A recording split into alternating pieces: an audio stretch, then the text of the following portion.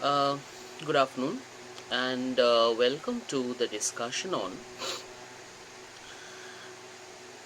Samuel Taylor Coleridge's poem Kubla Khan. Now, before we move on to the discussion on the poem itself, first of all, it is needed that we would briefly look at the very context of Romanticism, and also we will talk about the theory of imagination as explained and illustrated by Coleridge in general. First of all, that as we know that Romanticism as a literary movement, it officially began in 1798 with the publication of the collection Lyrical Ballads by William Wordsworth and Samuel Taylor Coleridge. Although in reality, Romanticism began much earlier because William Blake, he is very much a romantic poet and he precedes Wordsworth in, if we look at the very timeline or the chronological order. Now, first of all, we need to look at that what is the context of Romanticism, or in which literary or philosophical context Romanticism began. Now, first of all, if we look at in the discussion on the origin of novel in the 18th century, we have seen that 18th century was predominantly an age of prose and reason, and mostly the philosophical ideas of 18th century, they were dominated by the ideas of rationalism, and predominantly the principal philosophers of that time are René Descartes and John Locke and the other empiricists. So first of all, we need to look at that what exactly René Descartes said. As we have already discussed his famous statement that cogito ergo sum, I think therefore I am. So this thinking was actually the matter of prioritization in his theoretical assumption. Now, this thinking, by thinking, what Descartes meant was the rational or logical thinking. And what is rationality according to them? The rationality is whatever we perceive through our five senses, that could have been categorized as rational.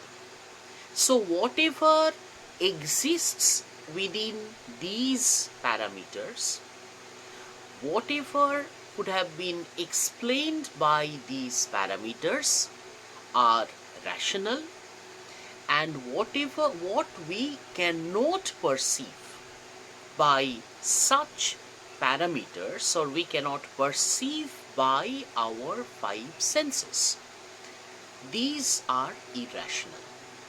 So these ideas or those sensibilities, they were actually dismissed by those rationalists as something which is irrelevant, and that is something which amounts to madness, lunacy. If we look at what is lunacy, what is madness, it is primarily the prioritization of irrationality. So that is what this particular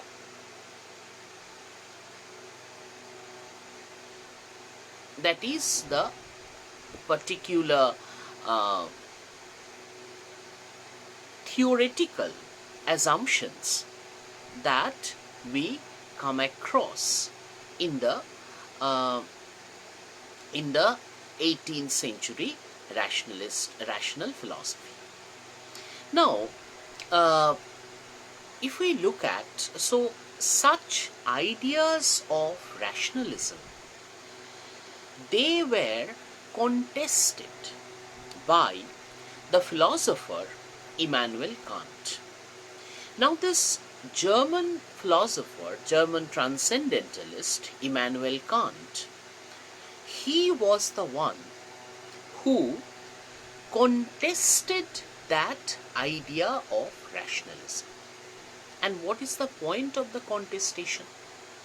Now we can let us kind of make a table like this, that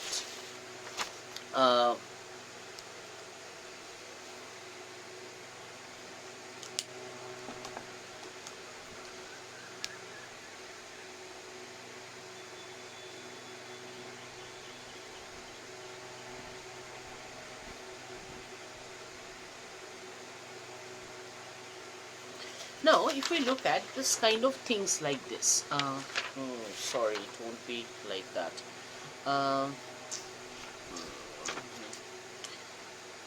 It can't be seen. Okay. I'm trying in this way. Yeah, I think this is okay. Yeah, I think this is okay. So they have made a kind of division between these two categories. One is rational, other one is irrational. So whatever does not fall in the category of rationality have been considered as irrational. That is the division which was made by those empiricist thinkers. Now, we need to understand that what Kant has done. Just a moment.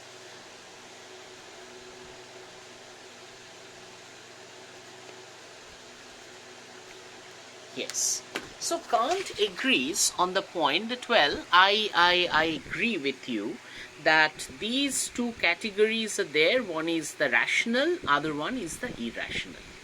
But there is a third category. There should be a third category which is neither rational nor irrational. And what is this particular category? The third category is designated by Kant as imagination. Imagination with the capital I.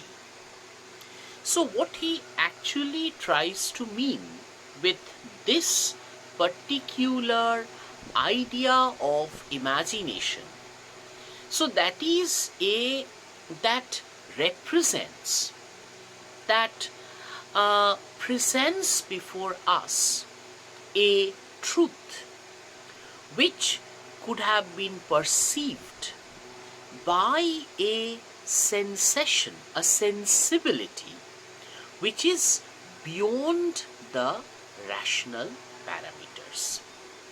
So imagination means a super sensation, a super sensibility which you cannot define and categorize in your rational, within your rational domain of thought. So that is what Kant has tried to make this point. Now therefore, if we have to consider someone as the father of romantic movement, by romanticism I am talking about the word romantic with capital R. So whenever this word you need to have to use in your answers, you have to use it with a capital R, because when we write the word romanticism with a capital R, it suggests a particular literary movement in England in the 19th century, in the 18th, 19th, late 18th and early 19th centuries. So therefore you need to be a little bit careful about that. Now, so this Kantian formula that actually influenced the Kantian idea of imagination, influenced primarily the philosophical basis of Romanticism. There is another important influence of Romanticism, that is the ideas of Jean-Jacques Rousseau, the French philosopher. And what is the idea? The idea was that Rousseau presented an antithesis to the materialistic worldview, the materialistic perspective of life. Because if we look at the 18th century, it was actually the period of industrial revolution, rapid industrialization, rapid automation, scientific invention, technological development, and rapid urbanization. So urbanization means the destruction and depreciation of nature. Urbanization means recession on nature. As nature recedes, the city proceeds. So that is what the urbanization did. And so Rousseau was talking about this urbanization and this materialistic worldview, and he also laments over the loss of nature and the natural life. So that is what Rousseau has done. Now the Romantics, they were primarily influenced by these ideas of Immanuel Kant as far as this imagination, which is the philosophical, ideological basis of the Romantic movement on the one hand, and on the other hand they were actually influenced by the ideas of Jean-Jacques Rousseau. Now these ideas that culminated in the publication of lyrical ballads in 1798 by Wordsworth and Coleridge. Now, what we know that later Wordsworth added a preface to lyrical ballads. It's like a sort of introduction, or rather a self-assessment, self-approximation, as well as a self-explanation about why they are writing such type of poetry. That is what Wordsworth did in his preface to lyrical ballads. Now, in the preface to lyrical ballads, Wordsworth has upheld four important points. What are the four important points? We have discussed all these, but just for rehearsing. First of all, what Wordsworth says, that a poet is a man speaking to men. So in that way, what he tries to imply, what he intends to imply, that the poet is not someone who resides in the ivory tower of isolation, who does not reside in the elite cozy chamber, isolated from the common people. But poet is someone like us, the common people. And the difference between a poet and the common man is not that of kind, but of degree. A difference in degree between the poet and the common man. That is number one. Number two is that while speaking on the origin of poetry, he says poetry is a spontaneous overflow of powerful feelings, originated in emotion, recollected in tranquility. So poetry is a spontaneous overflow of powerful feelings. So what is being stressed? One is the word spontaneity, something which is unpremeditated, as Shelley's To a Skylark, in profuse strains of unpremeditated art. So poetry is an unpremeditated art, something which is spontaneous, something which is not pre-planned, something which you spontaneously feel and spontaneously recreate by virtue of your imagination, by virtue of your feelings. You recreate them. So that is spontaneity, number one.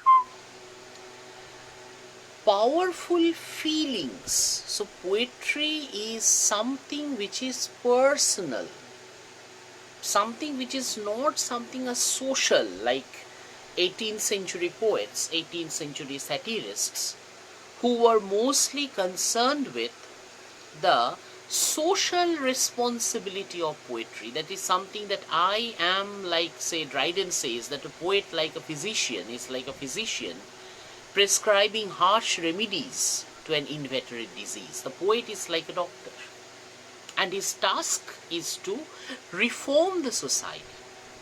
But Wordsworth and Coleridge, they did not have such reformist intention, reformist notion, at least explicit reformist agenda, declared reformist agenda before them. They did not have these things. So instead, what Wordsworth tries to say, that first of all, poetry is something which is spontaneous, overflow of powerful feelings. It's about the personal feelings of the poet, originating in emotion, recollected in tranquility. So emotions recollected in tranquility. For example, Wordsworth has given that famous famous event that you remember, that the poet has seen the golden daffodils once when he visited the countryside, and he was greatly delighted by that particular sight. Now, after so many years, when in a moment of sadness, when you feel very down, when you feel very upset, then he remembered the memory of that sight of those beautiful golden daffodils. And he felt the same delight when he recollected that particular memory. He felt similar delight and felt delighted, overwhelmed, excited, and ecstatic. And so, out of that ecstasy, he recreated his feelings, that delight, in the form of poetry. That is the daffodils. So that is the spontaneous overflow of powerful feelings. So poetry has been dissociated from the public domain to the very private domain. Poetry is something which is very personal, something very private. Now, coming to the third point, the aim and purpose of poetry, or the end and purpose of poetry, is to impart pleasure. Again, a very steady and explicit deviation from the neoclassical agenda of poetry. As I said, the neoclassical poets, they have a reformist agenda before them, that with my poetry I will reform the society. That was the 18th century agenda. But here Wordsworth comes out with a personal agenda. He comes up with a personal agenda, that what is the intention of my poetry is to impart pleasure. The end and purpose of my poetry is to impart pleasure, not to provide any moral lesson. I am not a moralist. So pleasure means what kind of pleasure? Aesthetic pleasure, which makes you delighted, which enlivens your thought, which excites your imagination. So that is the type of pleasure, aesthetic pleasure, that when someone is writing the poetry, he is recreating the pleasure. And when someone is reading that poetry, he is deriving the same pleasure. So that is the third important point that Wordsworth has elaborated in his preface to Lyrical Ballads. Number 4, that is the final point, and perhaps the most controversial issue of Wordsworth's poetic theories. That is, Wordsworth says that there is hardly any difference between the language of good poetry and that of good prose. Now this point was later contested by Coleridge vehemently, and there was a sort of debate, discussion, exchange of ideas and problems that actually generate a lot of complexities in the between the two stalwarts, Wordsworth and Coleridge. So, but what Wordsworth actually intended to do in that particular statement, intended to say in that particular statement, that he actually tried to unburden the poetry from neoclassical obsession of diction, rhetoric, and the burden of style and decorum. Because if we look at neoclassical poetry, what was the defining factor was decorum. A poetry should have these and these criteria, these parameters. If your poetry has these and these things, it is this type of poetry. So such obsession with decorum, norms, rules, which predominated the neoclassical poetry, Wordsworth's intention, Wordsworth's primary task was to unburden the poetry from the unnecessary burden of decorum. That was the intention of Wordsworth. Maybe he made an overstatement in that, but that was the fact, what he has done. Now, uh, so that is Wordsworth in brief for you. Now, we need to look at what Coleridge has done. Now, Coleridge's uh, poetic theory could have been found in his Biographia Literaria.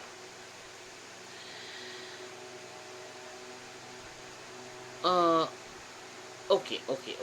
I'll come to that. Biographia Literaria. Before that, just sort of revising the fourth point again, that Wordsworth's point was that there was hardly any difference between the language of good poetry and that of good prose. Because Wordsworth did not prioritize meter and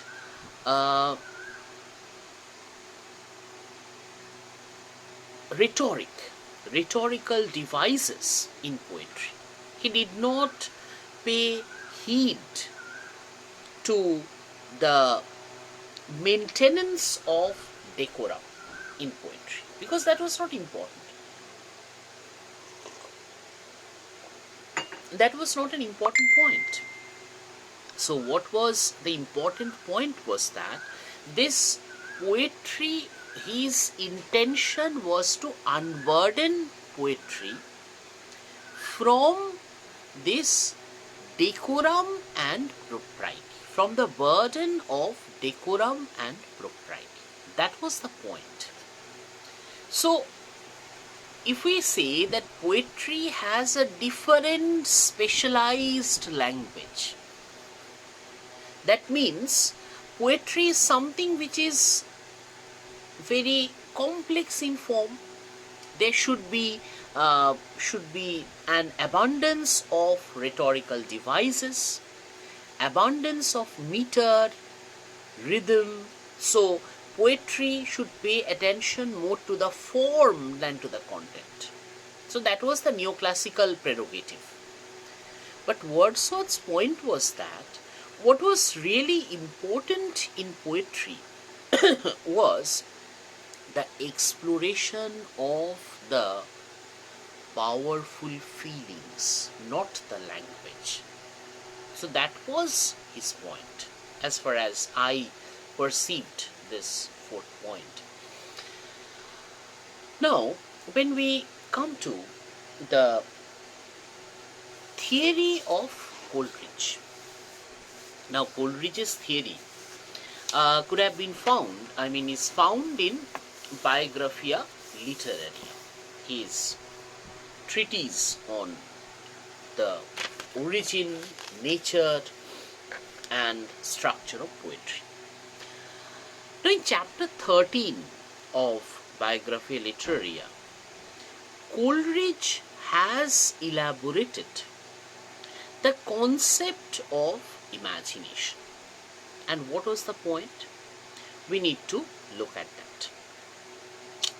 Now, if we look at Biographia Literaria, chapter 14,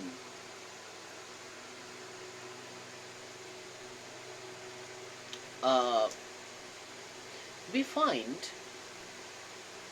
that in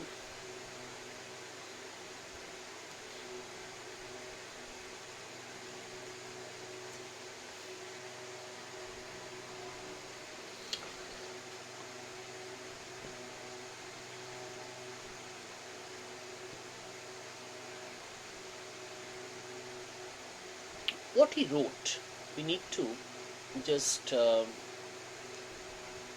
look at that.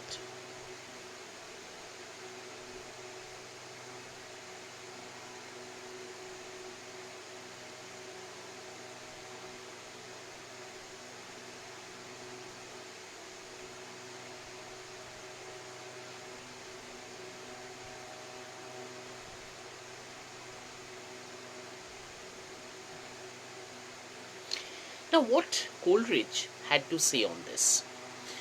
I quote from Biographia Literaria: primary imagination is the living power and prime agent of all human perception, and as a repetition in the finite mind of the eternal act of creation in the infinite I am. So that is the perception of Coleridge about the primary imagination. So what does it mean? So primary imagination is creative, number one. It's original, and primary imagination is used unconsciously. So it is the prime agent of all human perception. So something that is possessed by every human being. It has these three capacities. What are the capacities? Creative, original, used unconsciously. The first criterion, human individual power to produce images. That's important.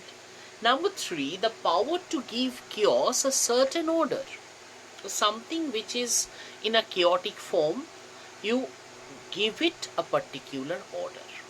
So when you write, say for example, when you read, when you write, what you try to do, what we try to do, we write the words in a certain grammatical form to give it a logical order.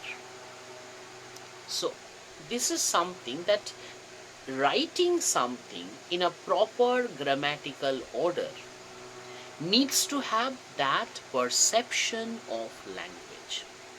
So this order is very important. Second important point is that, so something like capacity to produce images. So all of us could think. All of us are capable of thinking. Definitely we can think. We can think about, we can perceive the existing world. And we can have we can think about the finite world. So that capacity is called the primary imagination. It's something everyone possesses, that primary imagination. But when you come to the secondary imagination, that what he has written first about this, let us have a look. Secondary imagination, I quote, secondary imagination is an echo of the former, coexisting with the conscious will, yet still as identical with the primary in the kind of its agency, and differing only in degree and in the mode of its operation. So the difference between primary and secondary imagination is a difference in degree and in the mode of its operation. And the most important statement is, it dissolves, diffuses, dissipates in order to recreate. So primary imagination is unconscious. Everyone unconsciously possesses and applies primary imagination. Reading, writing, calculating, everything.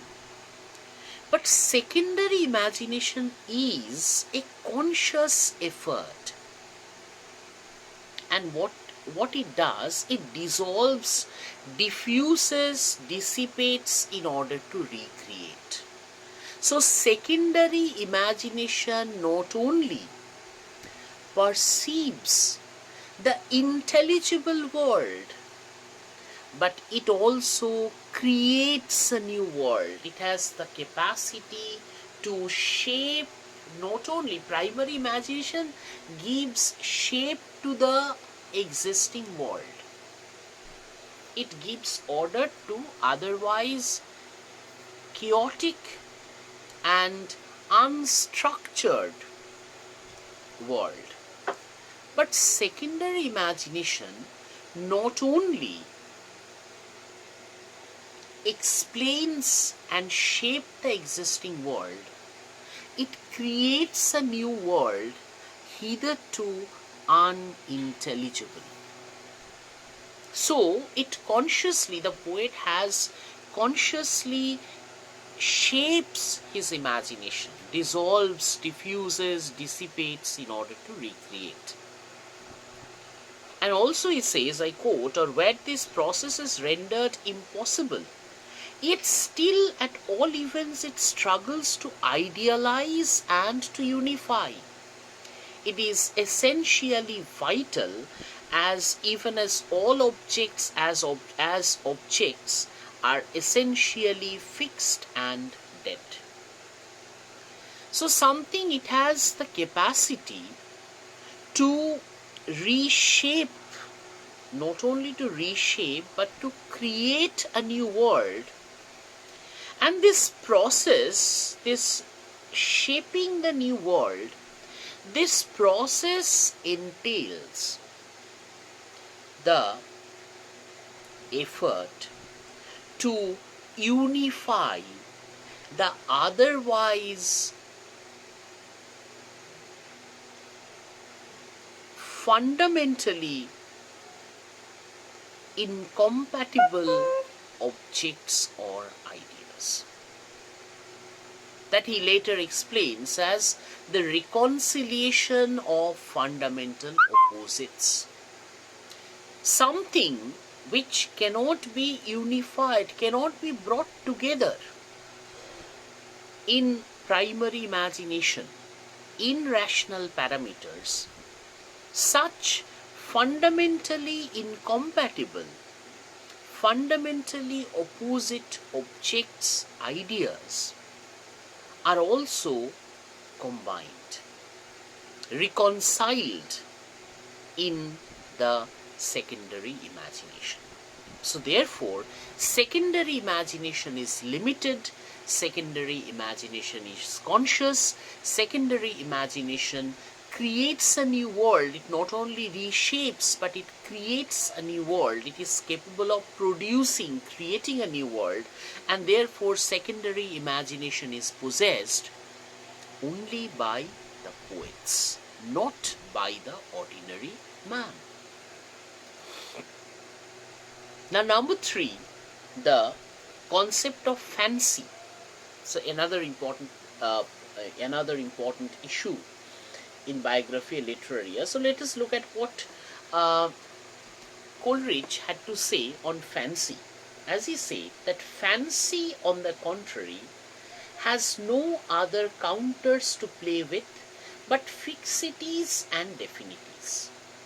Fancy is indeed no other than a mode of memory emancipated from the order of time and space, while it is blended with and modified by that empirical phenomenon of the will which we express by the word choice.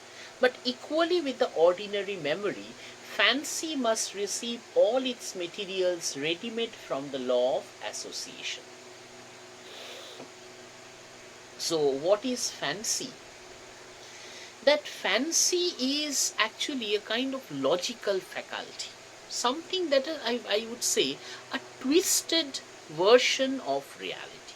Fancy means the mechanical ability of the poet, that he could use metaphors, similes, alliterations, images, like other poetic devices, irony, innuendo, whatever poetic devices, metonymy, synecdoche, and he used it.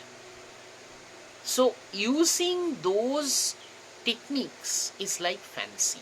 He just kind of reshapes the existing reality, but blending them into to make a beautiful image. That is something which is attributed to the secondary imagination. So fancy is like Harry Potter fiction. Nothing original. Something like twisted. So something exists. You are just twisting the existing reality. But imagination is like rhyme of an ancient beginner, Kubla Khan. That this Xanadu, which is constructed by Coleridge in his poetry, or this miracle of rare device which is constructed by Coleridge in Kubla Khan, that is something which is a product of imagination, not of fancy.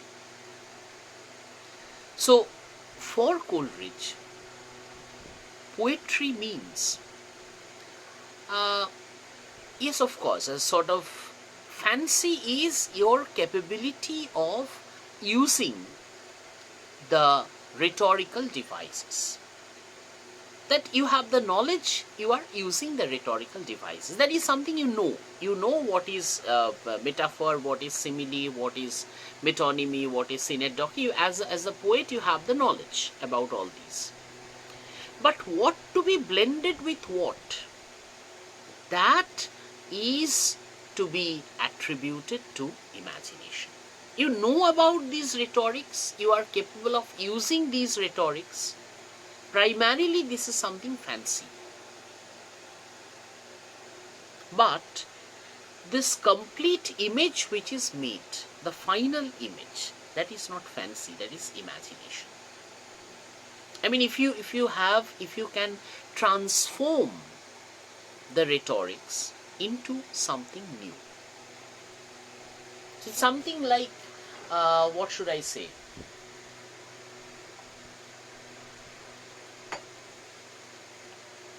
Like making a mixture and a chemical compound. Something like when you mix, sort of in the puchka, you mix different things like the chili powder, say the tamarind and all these things, and you feel all the tastes of everything. All these tastes exist because that's a mixture. Something like fancy. But a chemical compound, say for example, say hydrogen and oxygen, water, that is something which is secondary imagination. That's something which I actually transformed the ingredients. The ingredients, they no longer exist. The ingredients are used, but the ingredients have been transformed in the process of application. So that is what Coleridge has tried to do. So today I'll be ending up with the discussion on this the theory of imagination. In the next class we'll be just rehearsing the poem Kubla Khan. Now, meanwhile, if you have any question, you can definitely send me, as I try to answer the questions that you have asked during the discussion. So, if you have any further questions, you can send it to me, and I'll make maybe a short session to answer your questions. Thank you for listening.